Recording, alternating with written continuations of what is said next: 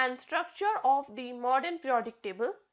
If you have missed those videos, you can click on the I button above. And today we are going to study the topic that is periodic table and electronic configuration. तो इस topic से हमने electronic configuration इन periods ये वाला जो सब topic है वो हमने पिछले वीडियो में कवर कर लिया है। आज वाले वीडियो में हम देखेंगे इलेक्ट्रॉनिक कॉन्फ़िगरेशन इन ग्रुप्स। तो ग्रुप्स में इलेक्ट्रॉनिक कॉन्फ़िगरेशन में क्या सिमिलरिटीज हैं। तो आपको जैसे पता है कि ग्रुप कितने होते हैं 1 to 18, ठीक है। तो पीरियोडिक टेबल आपका 1 से लेके 18 ग्रुप में डिवाइडेड है। हर एक ग्रुप में एक न्यू शेल ऐड होता है, ठीक है। तो जैसे जैसे आपका ग्रुप बढ़ता रहेगा तो एक एक शेल ऐड होता जाता है और इसलिए उसके जनरल जो इलेक्ट्रॉनिक कॉन्फ़िगरेशन है उसमें कुछ तो सिमिलरिटीज भी दिखते हैं। तो हम ग्रुप 1 और ग्रुप 2 की बात करें तो दोनों में जो है 1s शेल ही है और पहला ग्रुप में एक ही इलेक्ट्रॉन होता है, उसमें दैट इज 1s1 रहेगा और सेकेंड ग्रुप में रहेगा 1s2, सॉरी सेकेंड ग्रुप में रहेगा 2s2, दैट इज ग्रुप 2। तो n जो है वो वैरी करता है क्योंकि हर एक ग्रुप में एक शेल ऐड होता जाता है। तो ग्रुप 1 में 1s शेल है, ग्रुप 2 में है 2s, 1s2 एंड 2s। तो 2s में जो है इलेक्ट्रॉन फिलिंग शुरू होता है। तो ग्रुप 1 में जो है उसका जनरल इलेक्ट्रॉनिक कॉन्फ़िगरेशन है ns1 और ग्रुप 2 का है ns2। तो ग्रुप 1 में कौन कौन से एलिमेंट्स हैं, लिथियम है, सोडियम है, ग्रुप 2 में है बेरिलियम, मैग्नीशियम, ठीक है। अब जो जनरल इलेक्ट्रॉनिक कॉन्फ़िगरेशन की हम लोग बात करें ग्रुप 3 तक, तो ग्रुप 1 2 3 में आप देखोगे कि एक एक शेल ऐड होते जा रहा है और उसके जनरल इलेक्ट्रॉनिक कॉन्फ़िगरेशन में एक एक इलेक्ट्रॉन न्यू शेल में ऐड होते जा रहे हैं। बट ग्रुप 13 से लेके ग्रुप 18 तक देखोगे तो ग्रुप 13 से लेके ग्रुप 18 तक जो शेल है दैट इज ns और np ही रहता है, फिक्स रहता है ns एंड np, ठीक है। बट जो आपके इलेक्ट्रॉन है वो 1 by 1 हर एक ग्रुप में बढ़ते जाता है। जैसे ग्रुप 13 में np1 रहेगा, ग्रुप 14 में एक और इलेक्ट्रॉन बढ़ जाएगा दैट इज np2 हो जाएगा, ग्रुप 15 में np3 हो जाएगा, ग्रुप 16 में np4 हो जाएगा, ग्रुप 17 में np5 एंड ग्रुप 18 में np6। तो बेसिकली उसका जो इलेक्ट्रॉनिक कॉन्फ़िगरेशन का स्ट्रक्चर है जो ग्रुप 13 से लेकर ग्रुप 18 तक जिसे पी ब्लॉक एलिमेंट कहते हैं, वो बेसिकली उसके इलेक्ट्रॉनिक कॉन्फ़िगरेशन का स्ट्रक्चर सेम है। जस्ट द थिंग इज आपकी पी ऑर्बिटल जो भी लास्ट होगा उसमें 1 by 1 इलेक्ट्रॉन बढ़ता जाएगा। अब बात करें जो मिडल के ग्रुप बचे दैट इज ग्रुप 4 से लेके ग्रुप 12 तक, इन केसेस में इलेक्ट्रॉन कभी डी ऑर्बिटल में भी फिल होते हैं, कभी एफ में भी। एन से पी तक तो फिल होते हैं पर बीच में क्या डी और एफ ऑर्बिटल में भी फिल होते हैं। तो उनमें कुछ वेरिएशंस दिखते हैं बट उनमें भी एक तय फिक्स इलेक्ट्रॉनिक कॉन्फ़िगरेशन का सीक्वेंस है। अब ग्रुप 4 से 12 तक डी और एफ सब शेल्स में भी जो है इलेक्ट्रॉन फिल हो रहे हैं, जैसे 4th period for D and 6th period for F. और इनके वेरिएशन जो आउटर इलेक्ट्रॉनिक कॉन्फ़िगरेशन में है वो वेरिएशन जो है 4 से 12 तक दिखते हैं क्योंकि इलेक्ट्रॉन्स कभी डी में फिल हो रहे हैं और कभी एफ में। बट ग्रुप से ज्यादा आपको इलेक्ट्रॉनिक कॉन्फ़िगरेशन किसका याद रखना इंपॉर्टेंट है, वो है इन 4 ब्लॉक्स। तो हमने पहले ही पढ़ा है कि हमारा जो मॉडर्न पीरियोडिक टेबल है वो बेसिकली 4 ब्लॉक्स में डिवाइडेड है। एस ब्लॉक जो एक्सट्रीम लेफ्ट में है, पी ब्लॉक जो एक्सट्रीम राइट में है, डी ब्लॉक जो आपके पीरियोडिक टेबल के बीचों बीच है एंड एफ ब्लॉक जो पीरियोडिक टेबल के नीचे है। ये 4 जो ब्लॉक्स है उनकी इलेक्ट्रॉनिक कॉन्फ़िगरेशन आपने याद रखे तो आप सारे एलिमेंट्स के इलेक्ट्रॉनिक कॉन्फ़िगरेशन इजीली याद रख सकते हो। तो हम बिगिन करते हैं एस ब्लॉक से। हम एस ब्लॉक एलिमेंट्स की बात कर रहे हैं तो नाम से ही पता चल रहा है कि उसका जो लास्ट इलेक्ट्रॉन है वो s सब शेल में ही जाने वाला है, क्योंकि s ब्लॉक एलिमेंट है इसलिए उसका लास्ट जो इलेक्ट्रॉन है कहाँ जाएगा, s सब शेल में। अब वहां पे सिर्फ एक ही ऑर्बिटल होता है s सब शेल में, क्योंकि s सब shell cannot be divided into further orbital, इसलिए s ब्लॉक एलिमेंट्स का जनरल इलेक्ट्रॉनिक कॉन्फ़िगरेशन ns122 ही होता है, क्योंकि उसमें एक ही सब शेल हो सकता है। s ब्लॉक एलिमेंट दो ग्रुप में डिवाइडेड है, ग्रुप 1 एंड ग्रुप 2, और s ब्लॉक जो एलिमेंट है ग्रुप 1 और ग्रुप 2 के साथ जो extreme left of the periodic table में प्रेजेंट होता है।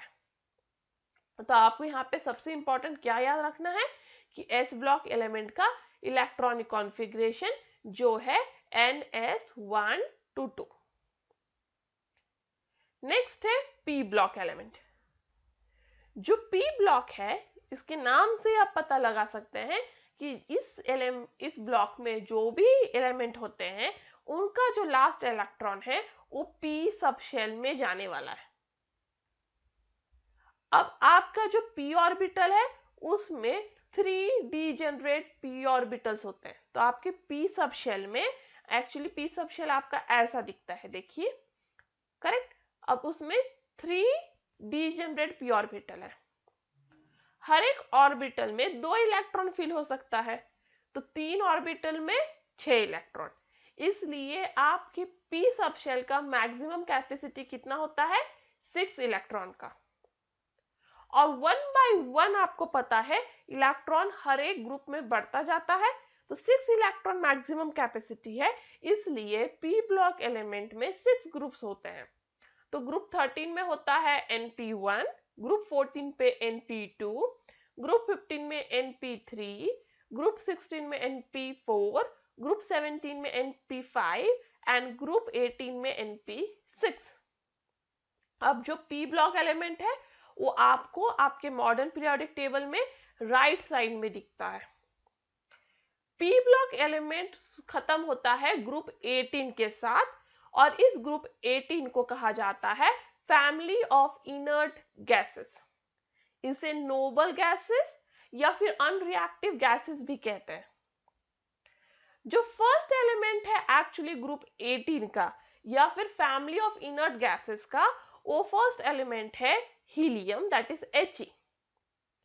यदि आप हीलियम का इलेक्ट्रॉनिक कॉन्फ़िगरेशन देखोगे तो उसका इलेक्ट्रॉनिक कॉन्फ़िगरेशन है ns2, और इसके हिसाब से इस हीलियम में p सब शेल है ही नहीं, और उसका n जो है वो इक्वल टू 1 है, इसलिए whenever n is equal to 1 जो भी n की वैल्यू होती है वो पीरियड की वैल्यू होती है, तो n 1 है, मतलब ये हीलियम जो है वो फर्स्ट पीरियड में बिलोंग करता है।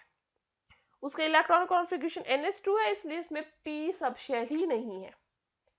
अब आप कहोगे कि ग्रुप 18 तो p ब्लॉक एलिमेंट का पार्ट है, यदि किसी एलिमेंट में p सब शेल ही ना हो तो p ब्लॉक एलिमेंट कैसे? तो हीलियम एक्चुअली इसमें p सब शेल नहीं है, तो भी वो 18th ग्रुप में प्रेजेंट है और p ब्लॉक को बिलोंग करता है, क्योंकि उसका वैलेंस शेल कंप्लीटली फिल्ड है। उसका वैलेंस शेल है 1s, s ऑर्बिटल का मैक्सिमम कैपेसिटी 2 इलेक्ट्रॉन्स का होता है, और इसलिए हीलियम डुप्लेट के साथ एक्चुअली कंप्लीटली फिल्ड है, और इसलिए इसे दूसरे कोई सब शेल की जरूरत नहीं है, और कंप्लीटली फिल होने के वजह से उसका वैलेंस कंप्लीट होने के वजह से वो ग्रुप 18 को बिलोंग करता है, क्योंकि ग्रुप 18 एलिमेंट्स मतलब इनर्ट गैसेस, मतलब जिनके सारे ऑर्बिटल्स में सारे इलेक्ट्रॉन्स फिल्ड हैं और वो हाईली स्टेबल है। हाईली स्टेबल होने की वजह से वो इनर्ट होते हैं। इनर्ट मतलब अनरिएक्टिव, मतलब वो किसी का रिएक्ट ही नहीं करेंगे। इनर्ट मतलब रिएक्शन ही ना देना। तो हीलियम एक्चुअली उस काइंड का है, तो भले ही उसके पास p ऑर्बिटल ना हो तो भी वो ग्रुप 18 को ही बिलोंग करता है, क्योंकि वो कंप्लीटली फिल्ड है, और इसलिए ये p ब्लॉक एलिमेंट ही कहलाएगा। तो p ब्लॉक एलिमेंट का जनरल इलेक्ट्रॉनिक कॉन्फ़िगरेशन देखा जाए तो वो है ns2 np126। ये जनरल इलेक्ट्रॉनिक कॉन्फ़िगरेशन हीलियम के लिए लागू नहीं होता, बट यही हीलियम को छोड़ के बाकी सारे p ब्लॉक एलिमेंट्स का जनरल इलेक्ट्रॉनिक कॉन्फ़िगरेशन है ns2np126। नेक्स्ट है d block elements. d block elements जो है उसमें जो लास्ट इलेक्ट्रॉन है ऑब्वियसली d ऑर्बिटल में ही जाएगा, इसलिए वो d ब्लॉक एलिमेंट है क्योंकि उसका लास्ट इलेक्ट्रॉन जो है वो जा रहा है d ऑर्बिटल में। अब d सब शेल जो है वो एक्चुअली कब शुरू होता है, जब n जो होता है ग्रेटर देन 3। तो 1s होता है, 2s 2p होता है, बट 2d नहीं होता, 2p पे खत्म हो जाता है। फिर 3 के बाद से शुरू होता है d, that is 3s 3p 3d। तो जब भी n is greater than 3 then only d subshell is present।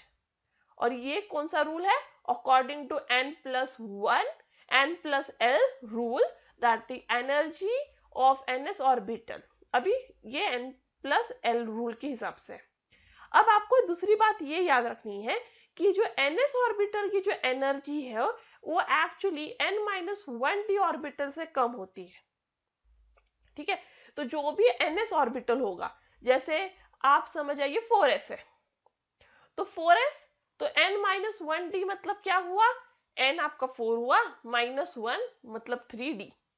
तो जो ns है दैट इज 4s ऑर्बिटल, उसकी एनर्जी 3d ऑर्बिटल से कम है, और इसलिए ऐसा कोई एलिमेंट होगा जिसमें ns और n-1d ऑर्बिटल दोनों भी प्रेजेंट है, तो उसका लास्ट जो इलेक्ट्रॉन है वो एक्चुअली पहले ns में फिल होगा और उसके बाद n-1d में, क्योंकि जिसकी जो भी ऑर्बिटल की एनर्जी कम होती है पहले इलेक्ट्रॉन उसमें फिल होता है और फिर हायर एनर्जी वाले ऑर्बिटल्स में जाता है। तो ns ऑर्बिटल की एनर्जी कम होने की वजह से n-1d ऑर्बिटल में इलेक्ट्रॉन जो है वो बाद में जाता है जब ns सबशेल आपका कंप्लीटली फिल हो जाता है। अब d सबशेल की बात करें तो d सबशेल में एक्चुअली 5 ऑर्बिटल्स प्रेजेंट होते हैं, और इसलिए उसमें मैक्सिमम 10 इलेक्ट्रॉन्स अकोमोडेट हो सकते हैं, क्योंकि हर एक ऑर्बिटल में 2 इलेक्ट्रॉन, 5 ऑर्बिटल्स है तो 5 into 2 is 10 electrons, maximum 10 electrons fill हो सकते हैं, इसलिए इस डी ब्लॉक एलिमेंट में 10 ग्रुप्स प्रेजेंट होते हैं। ठीक है, तो पी ब्लॉक में मैक्सिमम जो था पी सबशेल में मैक्सिमम 6 इलेक्ट्रॉन्स फिल हो सकते थे, इसलिए वहां पे 6 ग्रुप था, और यहाँ पे डी सबशेल में मैक्सिमम 10 इलेक्ट्रॉन्स फिल हो सकते हैं, इसलिए यहाँ 10 ग्रुप्स है, दैट इज ग्रुप 3 4 5 6 7 8 9 10 11 एंड 12। अब जो डी ब्लॉक एलिमेंट है वो एक्चुअली पीरियोडिक टेबल के बीचों बीच दिखता है, दैट इज एस और पी ब्लॉक एलिमेंट को कनेक्ट करता है। जनरल आउटर इलेक्ट्रॉनिक कॉन्फ़िगरेशन की बात करें डी ब्लॉक एलिमेंट में, तो उसका जनरल आउटर कॉन्फ़िगरेशन है ns0 to 2 n-1d 1 to 10। But आपको याद रखना होगा डी ब्लॉक एलिमेंट में भले ही ये जनरल इलेक्ट्रॉनिक कॉन्फ़िगरेशन है, बट कुछ एलिमेंट्स एक्सेप्शन भी दिखाते हैं। क्यों? क्योंकि डी जो ऑर्बिटल है उसमें एक पॉसिबिलिटी क्या है, उसके पास है 5 सबशेल, करेक्ट? तो ये हुआ आपका 5 सबशेल, ये डी ऑर्बिटल का। उसके साथ साथ उसके पास है एक ns सबशेल भी। अब सपोज सबसे पहले आपको मैंने दे दिया यहाँ पे सपोज 7 इलेक्ट्रॉन फिल करने के लिए, तो पहले 2 इलेक्ट्रॉन तो आप यहाँ पे फिल कीजिएगा और बाद में बचे हुए 5 इलेक्ट्रॉन को आप इधर फिल कीजिएगा। तो ये तो कोई प्रॉब्लम नहीं है, ये तो आपके 7 इलेक्ट्रॉन फिल हो गए। बट सपोज मैंने अभी आपको 7 की जगह दे दिया 6 इलेक्ट्रॉन फिल करने के लिए, तो वापस आप क्या कीजिएगा, पहले 2 इलेक्ट्रॉन को ns में फिल कीजिएगा, दैट इज ns2 कर दीजिएगा, और उसके बाद जो बचे हुए हैं आपके 4 इलेक्ट्रॉन्स, क्योंकि मैंने 6 इलेक्ट्रॉन्स ही दिए हैं आपको, तो बचे हुए 4 इलेक्ट्रॉन्स को आप डी और सबशेल में डी ऑर्बिटल्स में फिल करना शुरू कीजिएगा। तो वापस पहले अनपेयर्ड इलेक्ट्रॉन्स दैट इज 1 2 3 4। अब देखो जो अबाव वाला इलेक्ट्रॉनिक कॉन्फ़िगरेशन देखोगे उसमें देखोगे आप कि s कंप्लीटली फिल्ड है और d हाफ फिल्ड है। ठीक है, मतलब हर एक ऑर्बिटल में एटलीस्ट एक इलेक्ट्रॉन प्रेजेंट है that is half filled. Completely filled और half filled orbitals highly stable होते हैं। यदि आपके ऑर्बिटल्स कंप्लीटली फिल्ड हो या फिर हाफ फिल्ड हो तो हाईली स्टेबल है। इसलिए जो ऊपर वाला इलेक्ट्रॉनिक कॉन्फ़िगरेशन वो हाईली स्टेबल है क्योंकि उसका s वाला कंप्लीटली फिल्ड है और उसका d वाला हाफ फिल्ड है। बट जो आप नीचे वाला इलेक्ट्रॉनिक कॉन्फ़िगरेशन देखोगे उस केस में s वाला तो कंप्लीटली फिल्ड है बट उसका d ऑर्बिटल जो है उसमें 4 इलेक्ट्रॉन्स है और वो हाफ फिल्ड भी नहीं है। यदि आपको इसको हाफ फिल्ड करना है तो आपको क्या करना है, एक इलेक्ट्रॉन s में से निकालकर उसे डाल देना है यहाँ के एक एम्प्टी ऑर्बिटल में। इस तरह से आपका s भी हाफ फिल्ड है और आपका d भी हाफ फिल्ड है और इसके पास एक्स्ट्रा स्टेबिलिटी है। तो कुछ एलिमेंट्स डी ब्लॉक में ऐसे हैं जो ये एक्स्ट्रा स्टेबिलिटी पाने के लिए अपने ns ऑर्बिटल में से एक इलेक्ट्रॉन निकाल के n-1d ऑर्बिटल में घुसा लेते हैं जिससे उनका s ऑर्बिटल भी हाफ फिल्ड हो और उनका d ऑर्बिटल भी हाफ फिल्ड हो और उनके पास एक्स्ट्रा स्टेबिलिटी हो। तो ऐसे कुछ एलिमेंट्स डी ब्लॉक में हैं जो एक्स्ट्रा स्टेबिलिटी पाने के लिए अपने ऑर्बिटल को हाफ फिल करने के लिए s में से एक इलेक्ट्रॉन निकाल के d ऑर्बिटल में ले लेते हैं। नेक्स्ट है f block elements. f block elements में जो लास्ट इलेक्ट्रॉन है वो जाता है आपके f ऑर्बिटल में। अब f सब शेल में एक्चुअली होते हैं 7 ऑर्बिटल्स। हर एक ऑर्बिटल की कैपेसिटी है 2 इलेक्ट्रॉन, तो 7 into 2 is 14। तो मैक्सिमम कैपेसिटी आपकी f सब शेल की है 14 इलेक्ट्रॉन्स की। जनरल इलेक्ट्रॉनिक कॉन्फ़िगरेशन की बात करें तो f ब्लॉक एलिमेंट का जनरल इलेक्ट्रॉनिक कॉन्फ़िगरेशन है ns2 n-1d 0 to 1 n-2f 1 to 14। f block elements में दो सीरीज होती है, हर एक सीरीज में 14 एलिमेंट्स प्रेजेंट होता है। तो पहला होता है लैंथेनाइट सीरीज और दूसरा होता है एक्टिनाइट सीरीज। अब लैंथेनाइट सीरीज ऊपर प्रेजेंट है, एक्टिनाइट उसके नीचे, और दोनों सीरीज पीरियोडिक टेबल से हट के नीचे पीरियोडिक टेबल के बॉटम में प्रेजेंट होते हैं।